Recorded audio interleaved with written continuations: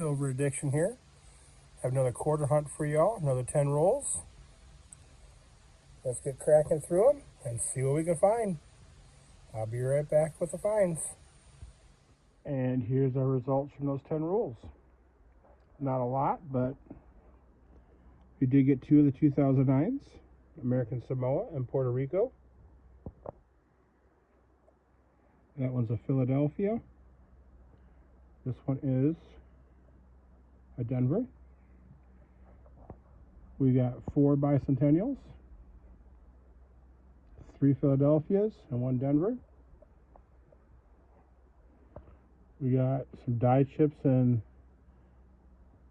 the Edith Kanakaole name at the K and A. I don't think it likes how shiny that is. We did get 1 Business Strike San Francisco, Ellis Island. There's the S. Got a real stunner of a Wisconsin quarter here. Hate to touch this one, but that's probably going to be an album upgrader, Denver. And then 2 low mint quarters. And that's all I got. So thank you all for watching. Please like, share, and subscribe.